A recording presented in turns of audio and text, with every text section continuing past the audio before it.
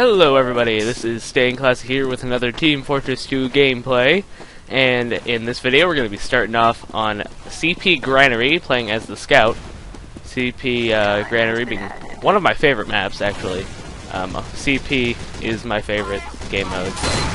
We're going to be using the Soda Popper. Scout, by far not my best class, but I do pick up a kill there on the Heavy from a good distance. But Soda Popper is probably my favorite Scout primary. If you don't know, basically you have a height meter that charges by you moving. Once that fills up, you get to do mini crits, which deal 1.5 times as much damage. It only has 2 shots though per clip, but you know I don't really find that you need that many shots. You can kill most classes in 2 shots. Also, the mini crits carry over to your other weapons too, so that's extremely helpful. Except when you get killed by medics, because you're really good. But Scout, not really my best class at all. It's probably tied for my worst with, like, Sniper and Heavy. I don't really like playing either of those classes. So I don't really try to get better with them. Also, my aim is bad. But, basically the whole goal of 5 CP is there's 5 control points. There's only 2 that can be captured at any given time, and as they become captured, more points become available, and once your team captures all 5, you win. Also, try to take out mini sentries and failing awesomely at it. But that's all I had for some Scout gameplay. I figured I'd throw that in this video for a tiny bit of variety, as now we're going to be jumping on over to Koth Badlands as the Demoman. Badlands is actually a 5 CP map, but this is the Koth version. Badlands is another map I really like, so it translates well into Koth. Except there was just the warm-up time while we're waiting for the players to file in. I believe I think Badlands is my second most experienced map as demo, first being Dust Bowl. But Demoman, gotta focus a lot with the stickies. I'm using the Lock and Load and the Ullapool Caber, which gives me the set bonus of 10% fire resistance, which is very helpful. Lock and Load, it's harder than the standard grenade launcher, but I would also say it's more difficult at the same time. Basically, the grenades only detonate if they hit a player or a building. If they hit anything else, they just kind of shatter and don't do anything. You only get 2 per clip, but they do a crap load of damage, and they also move faster. So because of that, I find the aiming with them to be relatively easier than with the standard launcher. But it is going to take some practice to become good with it. Once you are good with it though, it's pretty good for killing people. You do need to be pretty good with your stickies though to be able to effectively put the Lock and Load to work. But once you practice with it a lot, and I mean a lot, you can land all kinds of crazy shots. Just because it travels farther, its arc is a bit more predictable. Not quite as much parabola to it. So, also camping, because camping is awesome. This is one of my favorite spots to camp on Badlands, especially when you're protecting mid, building an Uber or whatever. I thought that was a spy. And it was, haha. Yeah, the clip is probably the biggest problem. Also, with the Lock and Load, you deal a lot of damage to yourself if you hit yourself with it. So you are more than likely gonna die in like 2 hits to yourself. So, but when I play Demoman, I like to be really aggressive. I like to sticky jump right onto the front lines. You know, try to lay some bombs down. You know, get some damage out there. Demoman, he's all about dealing out the damage and controlling the area. And to be an effective Demoman, you really have to just control the area around you. Don't let people get up in your face, because that is where Demoman really has problems when he's dealing with enemies nearby. Because if he detonates, or if he throws grenades, he's just gonna blow himself up, hurt himself in the process. Especially if it's like a dead ring or spy who's all up in your grill.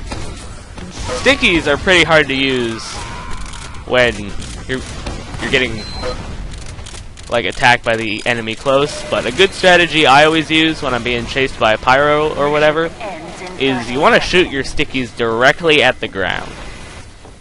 And basically, just keep moving backwards. Usually the enemy is stupid enough, they'll walk in a straight line right into it and then just detonate it, and they'll go down in like 2 hits, 3 if it's a heavy class.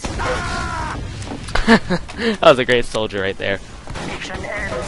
But lock and load, it's just so amazingly useful for areas like this where people are in a nice line. What was I talking about before? Oh yeah, stickies. Also MVP, like a boss. But you know, that's just me. What was I talking about? Stickies, yeah. What was I saying about the stickies? Yeah, the strategy where you shoot straight at the ground, I find that to be pretty effective, especially against pyros, because they're pretty focused on flaming you down at the time. Sometimes, if they're smart, they'll try to reflect it, so be wary of that. But the Expert's Ordnance set really helps with the killing of pyros as well. Also, that scout, he was really good. Like, on this server, everybody was super terrible, except for basically me and the scout, and we were like team captains carrying the team. We were on top of the scoreboard by like a bunch, and since it's a rotation map, you know, the scoreboard actually kind of means something. Also, that was an awesome kill there. That's what I talk about when I say I like to get aggressive and stuff. Yeah, I really don't use the lock and load too often. I don't know, it's kind of situational, to be honest, but you know, I like to think I'm pretty good with my stickies, and wow, douche Demo Knight taking my health back. Wow. Also, no medics on this server, which made me kind of sad. But yeah, I focus on my stickies a lot. Sometimes I even forget I kind of have the grenade launcher, and I'm like, oh yeah, because the stickies, in terms of damage per second, they don't beat your grenade launcher, because there's an arm time after you launch them, and if they land in the wrong place, you're pretty screwed. But I think I'll move on to the third weapon I'm using. I don't think I actually use it in this gameplay, but I still have it. I don't even think I show that I have it, but it's the Ullpool Caber. Basically, it's a melee weapon that's actually a grenade, but rather than throwing it or shooting it, you just kind of whack people with it, and it does a crap load of damage. And it will take out most classes in one hit. I believe it does about 150 damage. It will do more, I believe, if you're in a nice closed area. So I think the explosions like rebound off the walls or something. But it's really good if you want to do something really ballsy, like jumping with the sticky bomb and then trying to land a hit on the medic, because that's just hilarious.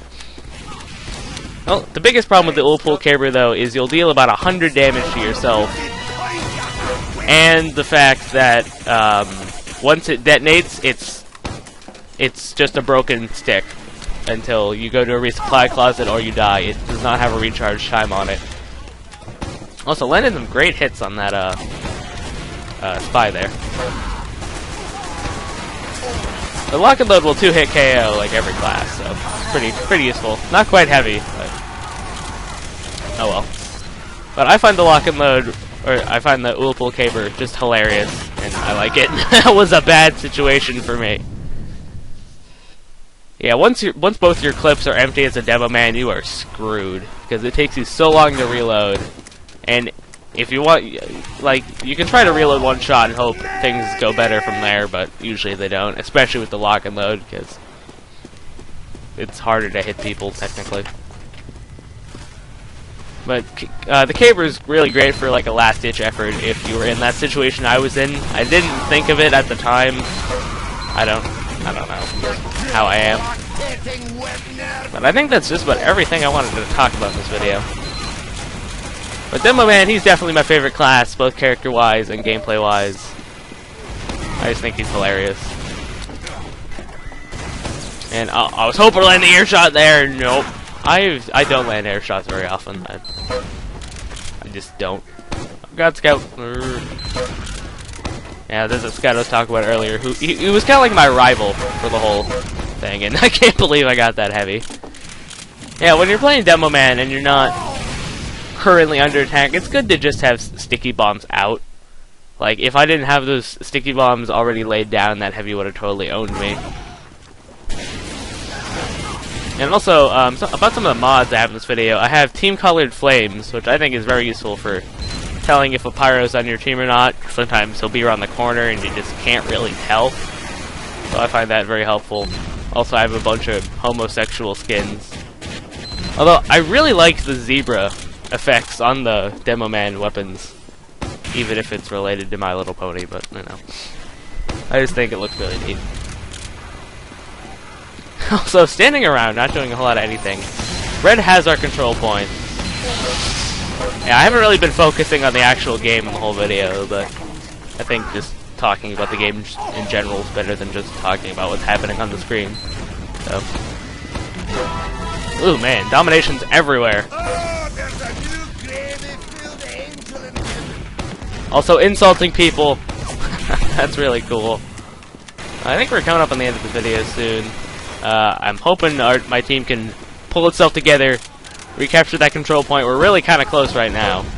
And oh god, that Demo Knight. Oh wow, he actually died from an arrow. That was pretty funny. Alright, we got 30 seconds to capture this control point. There's a heavy all by himself. Oh wait, no, he did have a medic, but I got him anyway. Yeah, heavy, he's pretty weak when he doesn't have the medic, unless he's extremely good at aiming. But heavy, despite being an extremely powerful class, without help from his team, he's one of the weaker ones, to be honest. And that just about ends off this gameplay. I'll be seeing you guys in the next video, where I'll be playing TF2, or something. Alright, I'll see you guys next time.